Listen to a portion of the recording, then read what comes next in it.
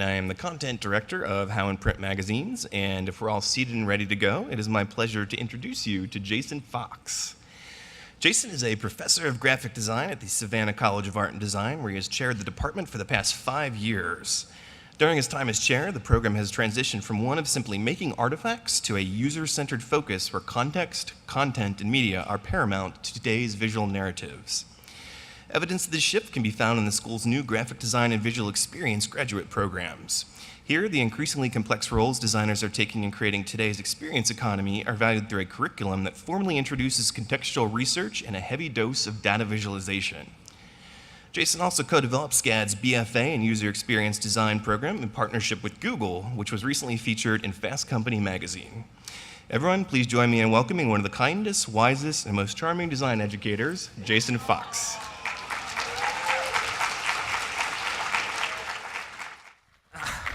Thank you so much. You ever been in one of those situations where you agreed to do something and right when you're about to do it, you thought, why did I decide to do this? Yeah, I'm living that right now. So thank you for coming today. I appreciate you all making the decision to come to the talk, and based on what I consider probably the most boring title in the entire catalog. So this is awesome, thank you. But I've got some options here we'll go over here in just a second. The first is, design is the last profession that requires humans. Now I truly believe this, and this will be a theme that goes throughout the talk today. Or design is the last human profession, or simply design is human. It's curious, but this is just a series of posters for IBM. It's empathetic, but this is a recipe book, a cookbook for a farmhouse in New York. It's intuitive, but this is a prototype for a glucose meter application. So pretty is everywhere. And I'm in a room here with amazing designers. You guys are amazing designers, and I know you can make things look really good. And we can find that anywhere. It's almost ubiquitous in many ways, right? We can see great work. This is just student work coming out of the department. How do we know that when we walk in to buy this, we're not actually getting this? Or this, right? This is for my partner here, Emily, and my GIF. I gave her a hard time for showing GIFs in her presentation, so I added this one for her, right? How do we know we're not getting that lemon when we're hiring people, or how can you tell that you're not that lemon when you're walking in the door? I want to introduce you to a couple of people. Roque Silva is from Brazil. He's an industrial design major, graduated in 2014, and he's got an interesting story. He was, like many of our students, in the process of preparing for careers and preparing to go out to his dream job, and he was going to interview with Mike Buzzard, who is a design manager on the Google search team. So like many people, and I want you to envision this, he's sitting in a hallway, he's got all his stuff ready, and he's waiting to do his interview. And if you've ever been to SCAD and you've gone through these processes and you've been to the 3rd floor of Bradley Hall, and that 3rd floor is going to be important here in the story in just a second, he's waiting for his slot. There's 2 seats, and he's on deck, to use a baseball metaphor. Somebody's in the interview room, he's on deck, and the in the hole spot is empty because he's the last one of the day. So there's nobody to talk to. It's like this cavernous hallway waiting, and he's waiting for his interview slot. So he's walking in, and his time goes, and it comes and it goes. And he's thinking, I wonder if I'm going to get in here. So Mike comes out of the interview. The student in front of him comes out of the interview, and Mike says, listen, Roque, unfortunately, I've got to move on to my next meeting. Can you just email me your stuff? So Roque says, well, can you wait? Can I show you something? Is there something I can show you that can we just talk for a minute? So he's at a moment. He's got a moment that he has to deal with. So Mike says, let's get on the elevator. Remember, he's on the 3rd floor. This is not Chicago. He's in Savannah. Third floor is like mid-range high-rise in our city, right? So he's going to ride down 3 stories, and he's got to figure out he's got to figure something out. Mike says, show me something that matters. So today what we're going to talk about, hopefully you get out of this, is the idea about showing people something that matters. But because my accent betrays me, and I've apologized to the signers over here for my country accent, we're going to say show them something that matters. This is a much better title. Show them something that matters, how to reveal process in your portfolio. You probably would have came to that one, right? So here we are. We've got a couple of things, and I'm going to give a Nick Saban quote, right? SEC country. So say that focus on what it takes to get there is more important than getting there. Focusing on what it takes to get there is more important than getting there. And that's a critical part of telling your story. Because again, remember, pretty is everywhere. Process. This is not a talk about process. There are a number of methodologies, ideation models, and how you can go through process, but we're going to kind of use a linear approach here. A lot of portfolios show a straight line. I got the brief, I finished the result. Here it is. Here's the artifact. It was very quick. You have no idea how it went, but you know that this was the project, and this is how I finished it.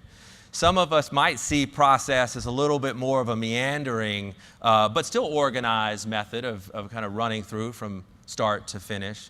But most of us know that process looks a little bit more chaotic, right? It's more chaotic, and we know that the innovation happens out on the periphery, right? That's where you really start to get cool things happening. And so you got to figure out a way to show that information in your portfolio, and increasingly, companies are wanting to see that story. They're wanting to see who you are. They're not hiring you to work in the dining room. They're hiring you to work in the kitchen, right? To get dirty, to get through this, make the meal and make it look great, and then somebody else is going to serve it, right? That's what they want. So that's how we're going to look at this. We want it to be predictable. We want hiring managers. We want creative directors. We want the folks who are looking at our work to kind of get a sense that, okay, something's happening here, and it's happening consistently. It's a big conversation we have at SCAD is with hiring managers is, I don't know how the user got to, or how the student got to that result, and I need to see more of it. So we bring that back into the classroom. It's measurable. At intervals, I can measure success. I can measure the path from the start to the finish. I can say, okay, let's check in. And at that check-in, I can measure whether we're moving in the right direction or whether we need to pivot. It's scalable, which you hear now a lot today and think, okay, can we extrapolate this over tens of millions of man hours? What I really mean is it's scalable backwards. We all have that story, right? You didn't get 6 months to do the project, you got 45 minutes. Can you scale it backwards, and can this process or pieces of it scale to a very short time frame? And can you work under that pressure? So reverse scalability is really what I'm focusing on here. So in order to understand some of the examples that I'm going to show today, we have to understand that everything is process. Your decision to come to this room is process. Where you had breakfast is process. The way you wear your HOW tag is process. I always put mine in my inside pocket. The pocket square you choose is process. I don't wear socks, right? That's process. All of these things are process and part of the decision making the context that you have for yourself that's ultimately going to help inform the decisions that you make. So we're going to, in order to kind of make this a little clearer, I'm going to break it out into two categories. Direct process, that's the second type of process. That's this idea of taking who you are and applying it to what you do. And that first piece of process is global process, and that's kind of your worldview on things. How you decorate for a party, whether you put the keg in a cooler or buy a pool, one of those Walmart pools, and put ice in it and stick the keg in it. All of those decisions are part of who you are as a designer, and ultimately they inform everything you do, and it's critical. And all of these things go together. We're just going to break them out today separately so that you get a little bit better picture of how you might show that information. So let's take a look. We want to make sure we curate it, and more importantly, we want to make sure it's honest. Now, I can guarantee you one thing in this presentation: it's going to be the only time in the history that Jimmy Buffett and Rakim are quoted in the same presentation. Don't try to describe a Kiss concert if you've never seen it. So don't put process in your portfolio that's not yours. And I don't mean that you've stolen it, but it wasn't actually part of your process. It wasn't actually part of the result that you were working with. So let's take a look at global process.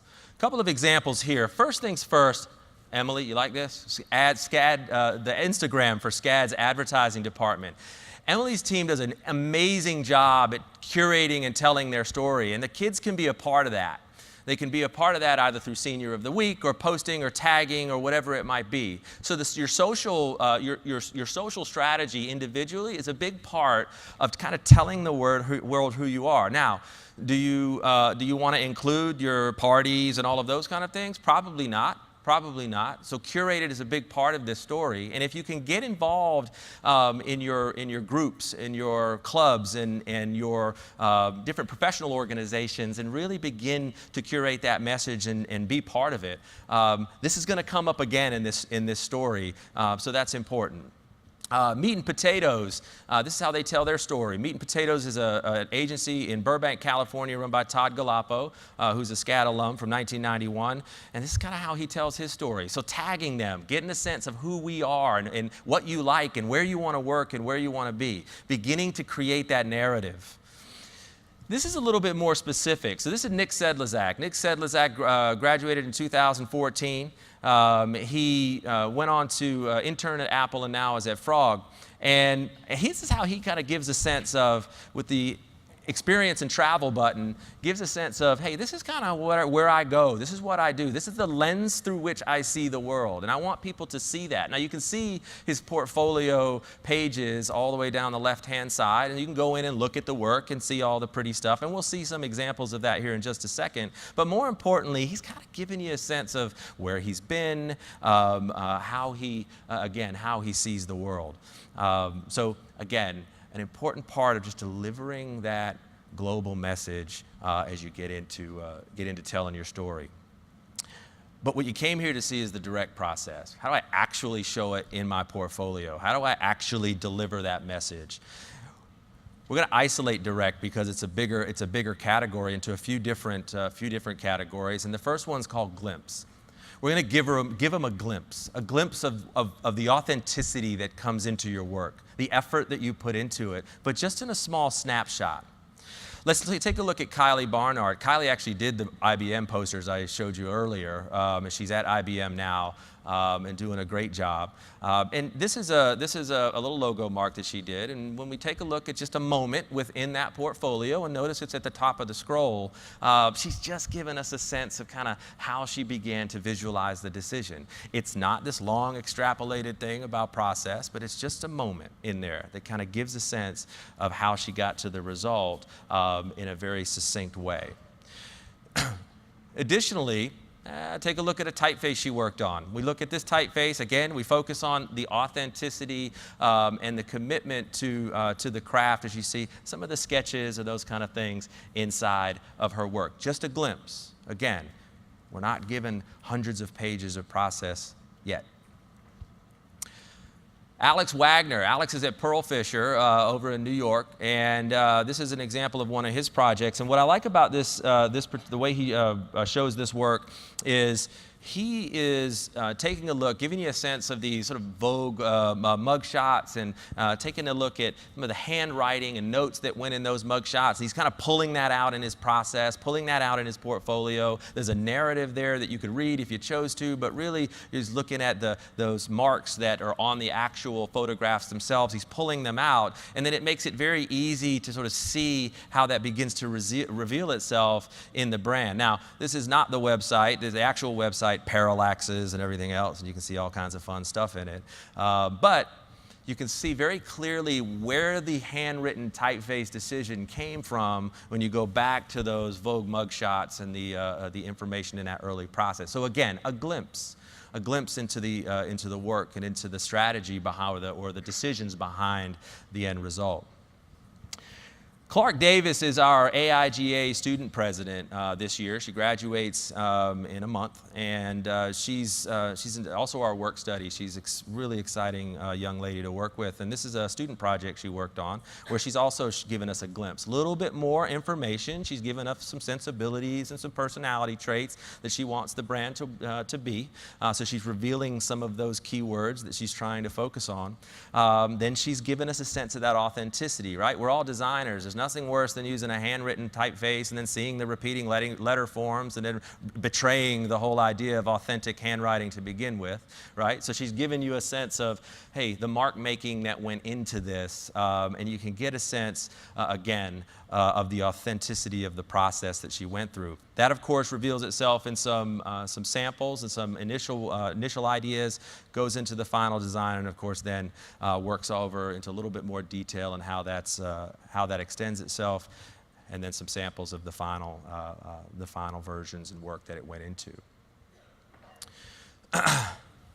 The second category is the appendix. Now this seems easy as well, right? So, okay, I've got a process book.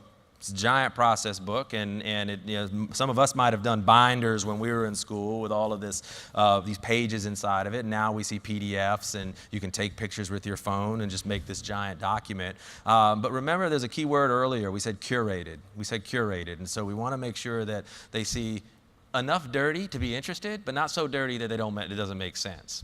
So Lisa Fisher left SCAD as an MA last year. She graduated and went off to Duffy & Partners in Minneapolis and is recently onboarded at Google. And one thing I want to show here is this idea of you're not having to dig to the information. She has view process work right on the top. At the top of the scroll, she's saying, hey, if you want to see more about what I did, just go right here. You don't have to go searching for it. You don't have to go look for it. So in this particular project, there's some pages from this process book. You actually get a 60-page PDF with all of the curated process within it. And you'll see something familiar. As designers, you'll begin to see something familiar in the sketches and the word lists and the mood boards and the color studies and all of the brand decisions that go into making the visuals work. So it begins to be a story that you can decide to go into, or you can decide to skip if you're just looking for the polished work. So again, the user, the person surfing the website is making their own decisions on whether they want to enter into this. We can also take a look at the second sample. Kaushik Marshala is from India. He graduated also with an MA with a heavy focus in interface design in particular. And he was working on a project for Chinese students at SCAD and trying to make their transition from mainland China to Savannah, which is a little bit of a culture change. A little bit easier. So this was a student project here. Again, view the project. This is an interesting concept too, because he's not saying view the process. He's saying view the project. And when you get into his process book, again, you can download it and take a look at the 60, 80 pages that are in there, and you begin to kind of see, oh, here's the strategy component. Here's where he went off to find more information on what the authentic Chinese experience was, the culture of education in China, and beginning to make decisions there.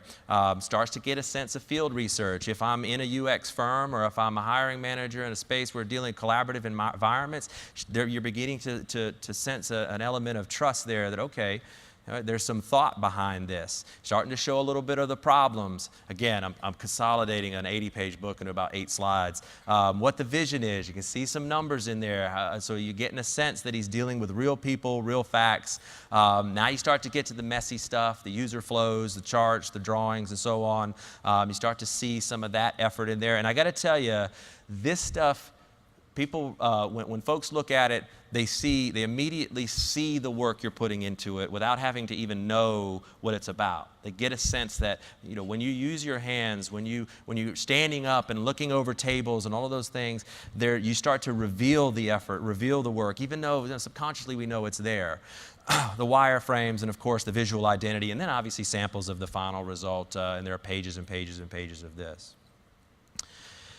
The third area is the case study. Now, this is becoming far more prevalent only because the collaborative environment that a lot of our classrooms become and working with partners within their education, kind of requires us to show that you're working with fiber students and you're working with interactive design and game development students or service design students or design management students and graphic designers are all dogs and cats or, mass hysteria, right? So the case study, back to Kylie, will show the example of this is a project that I worked on. Andrew was on the project as well here in the second row. Excited about that. And this is a project we worked on with Google. We had 4 teams, and Kylie was on one of them. Her team name was Earthlings, if I remember correctly. And in fact, she's still in my cell phone. It shows up, Kylie Earthlings. And what you're starting to see here is the experience. So you're actually not seeing the direct process applied to the result. You can speak to that, but what you're seeing is the experience. You're starting to see familiarity. Well, gosh, we use Post-it notes too. We affinitize. We go through those processes. Maybe this person will fit in here. That's what we're looking for. And of course, you already trust that the work is good. Now, I didn't say earlier, I should have, is this all comes with the idea that you've done a great job and the work looks great, right? That's number one. We need to make sure that that's clear as well. But this begins to be familiar because this is how firms are doing work nowadays.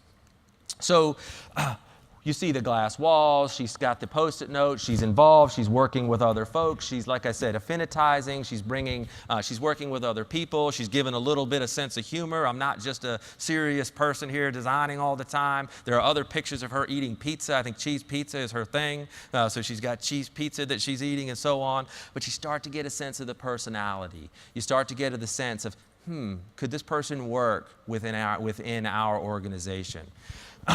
And then finally, the presentation. So now she's presenting to people. She's showing work. There's a picture of Mike Buzzard again. He just showed up with longer hair, by the way. We'll see him again soon. So you get a sense that there's some real value here, real process, and real experience within the work that she's showing.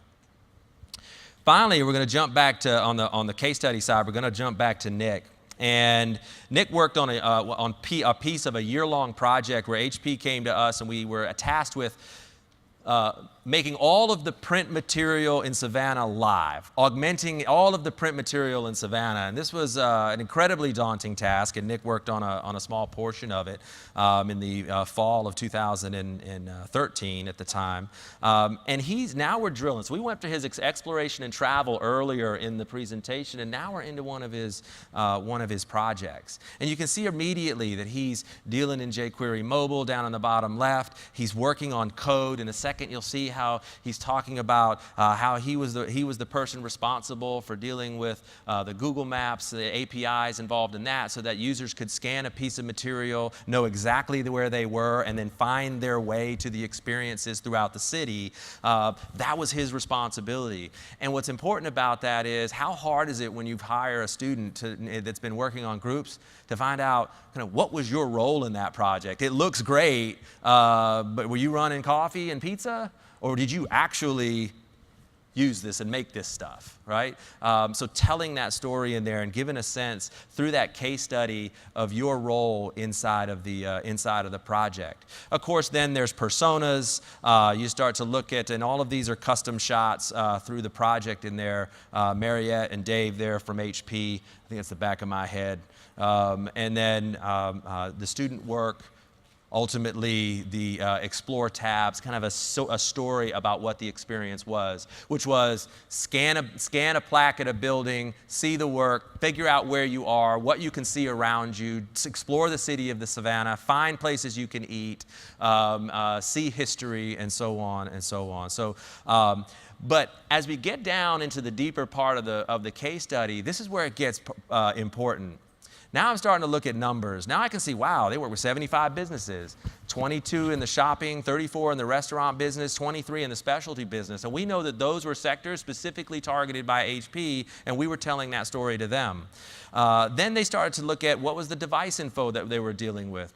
How many people were on iPhones? How many people were using AT&T Mobility? How many people were using T-Mobile at the time, and so on and so forth. So you can start to see those percentages in there, and somebody could say, wow, wow, they actually were, there's a thorough application of effort and process here. Who are the service providers? What are the type of devices? So now I'm not sketching. I'm not showing myself working with Post-it notes. I'm not showing myself doing word maps and mood boards. I'm actually showing the results of my project, even at that small scale of student work at this time. And then, of course, how many buildings did we deal with? How many partners? How many tours? How many watermarks did we have out there? And how many total scans did we get during that period, that 2-week period that we implemented this Explore project with the Live Savannah in the fall of 2013. So a story there through a case study that I can trust what his role was in the project. I can trust that the project had a scope significant enough for me to know that, I can bring him on board and he's going to be valuable tomorrow, not 6 months when I get him through the learning curve of my organization. And he cares about the results. He understands that the measurement of the results are important as well. So this is a tough one. This actually comes from a conversation that I had with James Somerville in a college cafeteria about 3 weeks ago, and it was compelling to me because I think it's a part of what the new job-seeking process is. We talked a little bit about it earlier with the Instagram comments. This idea of getting in their face, taking the brands that you love, taking the agencies that you want to be a part of, connecting with the people in this room that you're networking with, and not making it just about what can you give me or what can I get out of you, but making it a relationship where they're part of the process that you use to create work, whether it's in education or non-NDA professional work, right? So this is interesting because Behance is a big space for this, and I'm not an Adobe guy, but the fact of the matter is, it's 54 million views a month on Behance, and I can post work, I can post progress, I can get comments on it, I can friend people, I can tag people, I can direct people to my Behance, I can comment, get comments from folks that I know in this room and beyond, and start to get that feedback and create that loop and create that relationship before I ever send a resume out, before I ever send a cover letter out. In fact, I could probably skip that whole process if I do it right. So when I take a look at something like IBM and their Instagram feed and start to say, hey, I want I'm an IBM guy. I want to be a part of that. I love the stuff they're doing. I want to tag and get involved in that visual conversation. Coke does that as well. And Coke will tell you, James will say, you got to tell us that you're interested. Reach out to us. Otherwise, I have no idea who you are. I have no idea who you are. So how do you do that? Elise Bennon wrote an article a couple of weeks ago on James Somerville and the Coca-Cola watch list. This idea that Coke is always looking for new talent. They're always wanting to work and partner with people, and sometimes they can't bring you on board. Sometimes they want to use you in a freelance scenario and kind of vet you in that way before maybe they onboard you later. But one of the things they like to do is they like to tennis ball work back and forth between folks. And if they know who you are, they've invested, or you've invested in telling them who you are and tagging and talking to them via social and via these types of experiences, they want you to send them your layered files. And they want to work on them. And they want to send them back to you. And they want you to work on them. And they want you to send them back to them. And then they want to work on them, and they want to send them back to you. And there's no stakes, there's no meaning. It's just relationship building. But it requires an immense amount of trust. We were sitting at the table with 4 students, and what do you think the question the first student had was? What if Coke steals my work? Once you get through the arrogance of that statement, right, you realize, that's an interesting point. Can you answer that? It was an extremely compelling response. I thought that of course there's an element of trust in here, but James was taken back and he kind of said, hey, if that's your thought, if your thought is that Coke is going to steal my work, maybe we're not the right company for you. Maybe we need to, you need to kind of find someone that you trust to work with, because that's what this is about. Because this is him speaking, I trust myself not to steal your work. We value design. We value the effort that you put in. We value you as a designer, but we value it so much so that we want to constantly look for it, and we want to constantly be involved in it, and we want to be involved in your work. So that's a huge step to take, to trust somebody enough to say, hey, will you take a look at this? Now, Associate Chair Kim from the Savannah campus now works at Coke. We've kind of infiltrated there, kind of in a backdoor kind of way, but not on purpose. And those relationships begin to happen, where you start tennis balling that work back and forth. So it's an interesting concept for showing process in your portfolio actually becomes including the business, the company, the client, the agency in your process.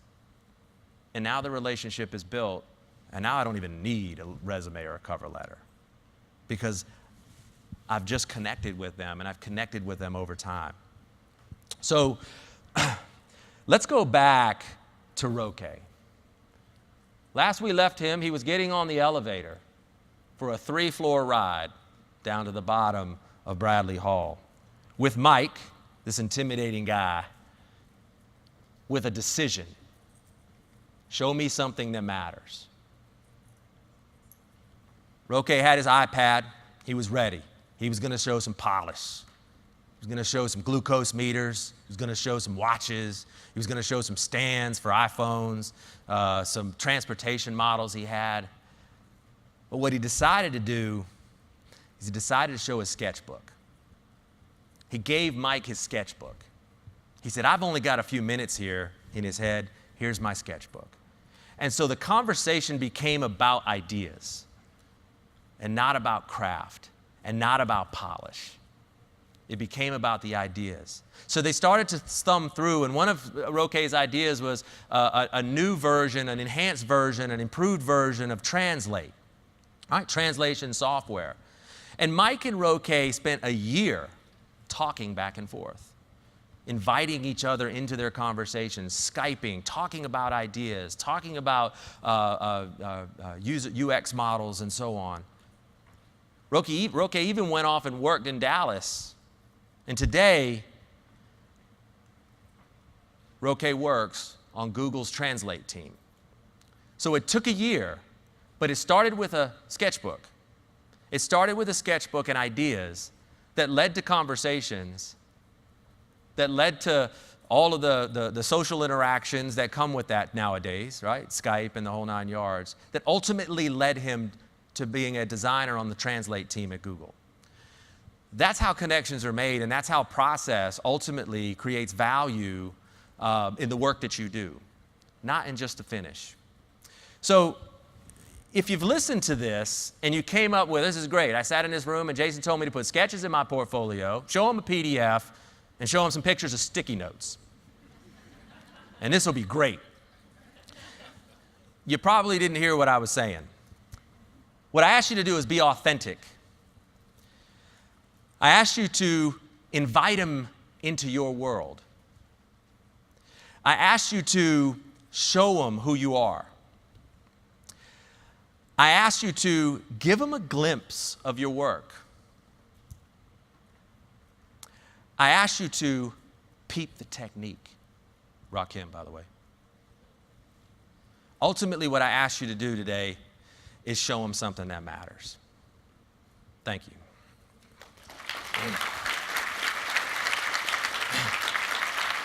We do question. I guess we do questions for a few minutes. Any questions? I can't see. Can I have your slide deck? Yeah, you can, absolutely. I'll pass it, absolutely. No questions? That's awesome. I love it when a class has no questions. That's great. No?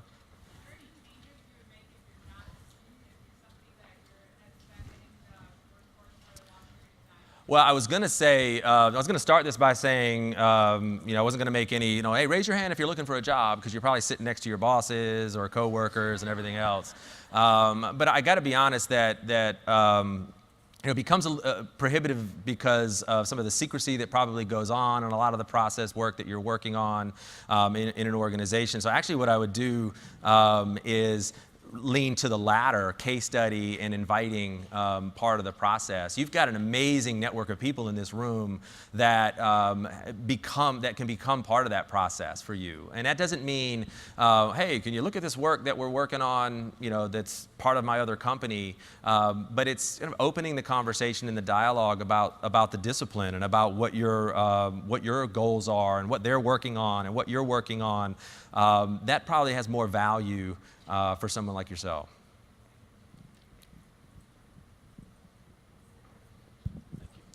Hi, I have a question about, so the internet is kind of like a giant wood chipper of all of the things that we could potentially show. We could have a portfolio website that we make ourselves. We could have one that we tap into. We could have Instagram. We could have Behance. We could have a number of things. Is there any one vehicle that we can show our work that's either better or worse than the other, or in terms of relevance to your talk, is like, say, Instagram better at showing process or more intimate, or what are your thoughts on the multitude of ways that we can share our work? It's a great question, and ultimately, sound like a strategist here. It really becomes a part. Everything is a piece of a bigger message-driving strategy. So this idea of getting involved with the social interaction, and then having this sort of passive website out here that you can direct people to, all of those things are pieces to a larger sort of strategy about trying to get yourself out there and show work. So for us, certainly you have to have a digital component. You have to have a website. People have to be able to look at the really pretty stuff. Okay, they can do that. They can set type. They can make an image. They can use the software. Check. Right now, but who are they actually? Who are they really? And that's where you begin to use those other avenues to try and make sure that message is delivered. Nothing's going to go out there and work by itself. I think that's got the one takeaway from this is that it's a lot of little pieces that ultimately create that version of sort of showing them who you are, kind of revealing who you are in the process. So I would say that we don't focus on one. We still will, they still have to have something physical that they, for that face-to-face moment. But we always focus on ideas. Always focus on ideas, because the ideas are there, and the ideas are around the people. Then it becomes the superficial sort of opinions about whether you like a typeface or whether you like the color combination, which I hate, by the way, because I didn't know I was going to be in this room with this orange and pink, and I had a yellow background, and so that I was tempted to kind of try to change it at the last minute. For those of you who presented, don't ever do that. Don't ever do that. Just stick with it. So, all of that's part of that process. Excellent. So, borrowing off of that, if you're an in-house designer and you're following brand and things, sometimes you don't have the sketches and things to go along with those ideas. What are the current trends about, say, for your own website, having, like, say, blog posts where you can push your ideas through thought rather than not having the actual sketchboard? Through what? Through thought. Through thought, okay. So words. Right, like it's in Yeah. a blog post. Like I can put down, like, here are the thoughts behind certain projects. Well, I think we're designers, and the idea is that, hey, we got to figure out a way to take those words and put emphasis in places, especially in the insights, the key moments within those thoughts. That becomes a part. I think what we also we forget often is, certainly the young designers that are coming out of school today, is you forget that, okay, you're looking at a glucose meter, right, application. But the photograph, the decision to layer those two screens in and how you choose to present that work is also part of who you are. It's also that curation of presenting that work is critically important and can betray all of that hard work that you've done. So to me, if this was very conversational words, right, vocabulary, I would begin to say, hey, how can I design that in a way that's going to compel people to see those moments, those quips that are critically important to the points that I'm trying to make. kind of piggybacking off the last question, in an agency setting, you can only show the final product, right? I can't show you the different headlines that weren't chosen. I can't show you the photography that wasn't used. How do you show just the one finished piece, or show how it was used across the campaign, and show your process and how you got to that finish line? To me, when you're sitting in an interview, or when you're seeking positions and you have that experience, that agency experience, especially if that agency comes with a reputation and a work reputation, you have to trust that the processes in there are known in some way. So you're going to have that final piece, but that's when the who are you experience, the who are you curation of your life experience, that global process becomes so important, because that's where they're going to get a picture of you. That's where you're going to see that I like to fly fish, and I like beach country music, but my favorite song in the whole world is, Eric B. and Rakim, Don't Sweat the Technique. So that connected to that final work, connected to that experience that is at wherever it may be, is how you have to fill that gap. Hello.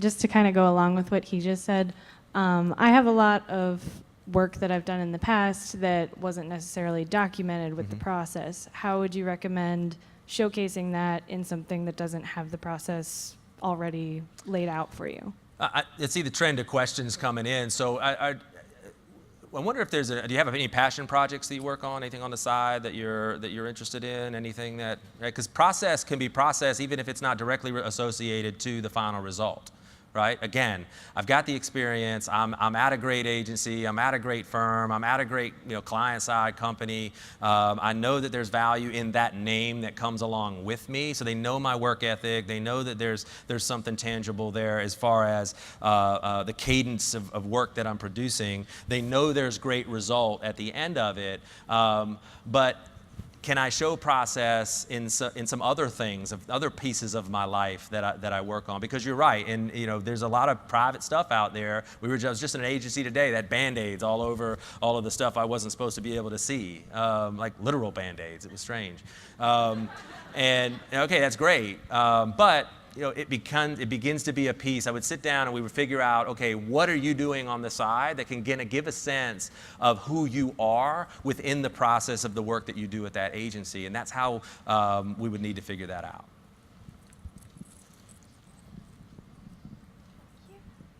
Hello, I am a student from Clemson, and I was Go wondering— Tigers! Yeah, go Tigers! My wife went to South Carolina. Sorry. So did my mom. Yeah, so I was just kind of wondering, what kind of online platforms your students have used to display their work, like what kind of portfolio websites? As you probably saw up here, Squarespace is a pretty regular site that they're using. Of course, Behance is a big we start that very, very early in the freshman year. Use it, get it out there, let people see it, begin to tell people about your work. And that's not just at a department level, that's at a university level. But if your intention is to live in digital systems, online systems, websites, and work that way, then you need to start coding your own stuff, because that, again, becomes about the curation of who you are. You can't say, I want to be a web designer and show Squarespace, right? You've got to be able to kind of tell that story in that way. So it flexes depending on what your need is. It's all, I can't stress enough, it's all part of your story. It's all everything is part of your story. Everything.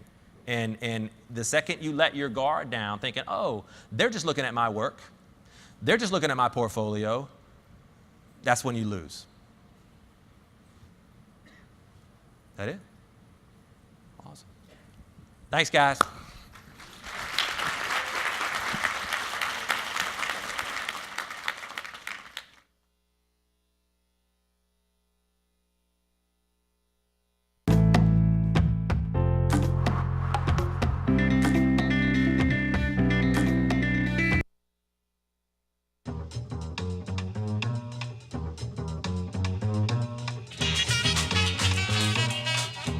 Don't sweat the technique.